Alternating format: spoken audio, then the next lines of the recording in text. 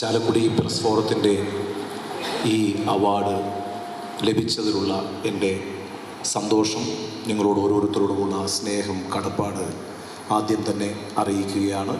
ഒപ്പം എന്നോടൊപ്പം ഇവിടെ അവാർഡ് നേടിയിട്ടുള്ള എല്ലാവരെയും അഭിനന്ദിക്കുകയും ചെയ്യുന്നു. വളരെ നേരത്തെ ശ്രീ ഗണേഷ് കുമാർ കൃത്യമായി ഒരു അപൂർവതയുണ്ട്, ഒരു പ്രത്യേകത. ഒരു പ്രദേശത്തെ പൂർവ്വസൂരികളായ മാധ്യമപ്രവർത്തകരെ എല്ലാം അനുസ്മരിച്ചുകൊണ്ട് ഒരു മാധ്യമപ്രവർത്തകന് നൽകുന്ന അവാർഡാണ്. നമുക്ക് മറ്റു പല സാമൂഹിക അംഗീകാരങ്ങൾ കിട്ടുമ്പോൾ ഒരു സന്തോഷമുണ്ടാകും. എന്നാൽ എന്നെ സംബന്ധിച്ച് ഇത് എൻ്റെ ഫ്രറ്റേണിറ്റിയിൽ നിന്ന് എൻ്റെ കുടുംബത്തിൽ നിന്ന് തന്നെ കിട്ടുന്ന ഒരു അംഗീകാരമാണ്. അതാണ് എന്നെ സംബന്ധിച്ച് ഈ അവാർഡിനെ മഹത്തരമാക്കുന്നത്. ഇപ്പം ഇവിടെ വന്ന് ഞാൻ കാണുമ്പോൾ നമ്മൾ എല്ലാവരും ഈ വേദിയിലേക്ക് വന്നിട്ടുള്ളത് നമ്മളിൽ നിന്ന് വിട്ടുപോയ ഓരോ മാധ്യമപ്രവർത്തകൻ്റെയും ചിത്രത്തിന് മുന്നിൽ പുഷ്പാഞ്ജലി അർപ്പിച്ചുകൊണ്ടാണ്.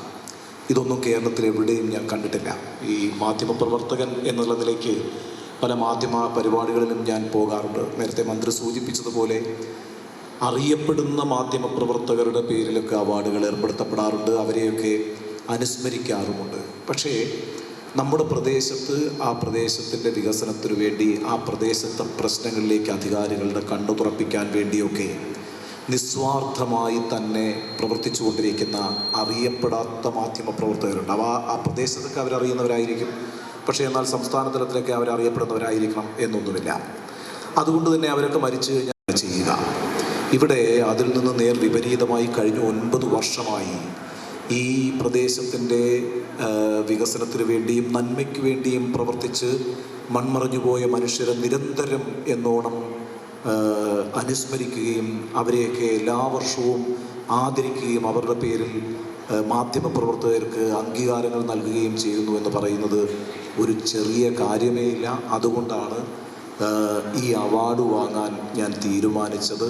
ഇത് എന്നെ സംബന്ധിച്ചിടത്തോളം വളരെ സവിശേഷമായ പ്രത്യേകതയുള്ള ഒരു അവാർഡ് തന്നെയാണ്. അതിനായി എന്നെ തിരഞ്ഞെടുത്ത ജൂറിയോടുള്ള എൻ്റെ സ്നേഹവും കടപ്പാടും ഞാൻ ഈ അവസരത്തിൽ രേഖപ്പെടുത്തുകയാണ്. ഏതാണ്ട് 11:30 മണി മുതൽ ഞാൻ കാണുന്നൊരു കാര്യം ഈ ഓഡിറ്റോറിയം നിറഞ്ഞിരിക്കുന്നു എന്നുള്ളതാണ്. ഇപ്പോൾ ഈ ഓരോ സമ്മേളനങ്ങൾ നടക്കുമ്പോഴും നമ്മുടെ ഈ മാധ്യമങ്ങളുടെ ക്യാമറ സഞ്ചരിക്കുക ഒഴിഞ്ഞു കിടക്കുന്ന കസേരകളിലേക്കാണല്ലോ. അപ്പോൾ ആ ഒഴിഞ്ഞു കിടക്കുന്ന കസേരകൾ കാണിക്കുന്നതാണ് ഇപ്പോൾ ഒരു കൗതുകകരമായിട്ടുള്ള കാര്യങ്ങളായിട്ടൊക്കെ മാറിയിരിക്കുന്നത്. മന്ത്രി നേരത്തെ സൂചിപ്പിച്ചതുപോലെ വാർത്തകൾ സൃഷ്ടിക്കപ്പെടുന്നൊരു കാലമാണ്. മാധ്യമപ്രവർത്തകർ വലിയ രീതിയിൽ വിമർശിക്കപ്പെട്ടുകൊണ്ടിരിക്കുന്നൊരു കാലമാണ്. മാധ്യമ പ്രവർത്തനം തന്നെ പല രീതിയിലുള്ള വിമർശനങ്ങൾക്ക് വിധേയമായിക്കൊണ്ടിരിക്കുന്നൊരു കാലവുമാണ്. ആ സമയത്താണ് ഇത്തരത്തിലൊരു അംഗീകാരം എനിക്ക് ലഭിക്കുന്നത്. നമുക്ക് ഒരു കാര്യം മാത്രം പറഞ്ഞ് ഞാൻ അവസാനിപ്പിക്കാം. മാധ്യമ വിമർശനം വളരെ നല്ല കാര്യമാണ്. ഇത്രയേറെ മാധ്യമ സാക്ഷരതയുള്ള മറ്റൊരു സംസ്ഥാനം ഇന്ത്യയിൽ എവിടെയും ഉണ്ടാവില്ല. ലോകത്ത് തന്നെ വളരെ അപൂർവമാണ്. നമ്മുടെ നാട്ടിലാണ് ഒരുപക്ഷെ ഏറ്റവും കൂടുതൽ ദിനപത്രങ്ങൾ ഇറങ്ങുന്നത്, ഏറ്റവും കൂടുതൽ വാർത്താ ചാനലുകൾ സംപ്രേഷണം ചെയ്യപ്പെട്ടുകൊണ്ടിരിക്കുന്നത്. അതുകൊണ്ട് തന്നെ മാധ്യമപ്രവർത്തകർ വിമർശിക്കപ്പെടും, മാധ്യമപ്രവർത്തനവും വിമർശിക്കപ്പെടും. അതൊക്കെ വിമർശിക്കപ്പെടേണ്ടതുമാണ്. പക്ഷേ ഒരു ജനാധിപത്യ സമൂഹം പുലരുന്നത് നിരന്തരമായ മാധ്യമങ്ങളുടെ ഒരു സൂക്ഷ്മ നിരീക്ഷണം കൂടി സംഭവിക്കുന്നത് കൊണ്ടാണ്.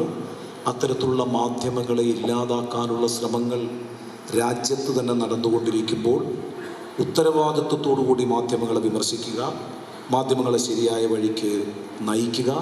പക്ഷെ ഒരിക്കലും മാധ്യമങ്ങളുടെ വിശ്വാസ്യത തകരാതെ നോക്കേണ്ടത് സമൂഹത്തിൻ്റെ ഉത്തരവാദിത്വമാണ്. അത് തകർന്ന് കിട്ടാൻ കാത്തിരിക്കുന്ന ശക്തികൾ രാജ്യത്ത് ബലപ്പെട്ടുകൊണ്ടിരിക്കുന്നൊരു സാഹചര്യത്തിൽ നല്ല മാധ്യമങ്ങളുണ്ടാവുക, നല്ല മാധ്യമങ്ങളുണ്ടായാൽ മാത്രമേ നല്ല സമൂഹവും ഉണ്ടാവുകയുള്ളൂ. അതുകൊണ്ട് ഒന്നിച്ചു നിൽക്കേണ്ടവരാണ് നമ്മൾ. നല്ല മാധ്യമങ്ങളുണ്ടാകാനും നല്ല സമൂഹമുണ്ടാകുവാനും ഇത്തരത്തിലുള്ള കൂടിച്ചേരലുകൾ സഹായകരമാകട്ടെ എന്ന് പ്രാർത്ഥിച്ചുകൊണ്ട് ഈ അവാർഡിന് ഒരിക്കൽ കൂടി നന്ദി പറഞ്ഞുകൊണ്ട് നിങ്ങളോട് എല്ലാവരോടുമുള്ള സ്നേഹം ഒരിക്കൽ കൂടി രേഖപ്പെടുത്തിക്കൊണ്ട് നിർത്തുന്നു. നന്ദി, നമസ്കാരം.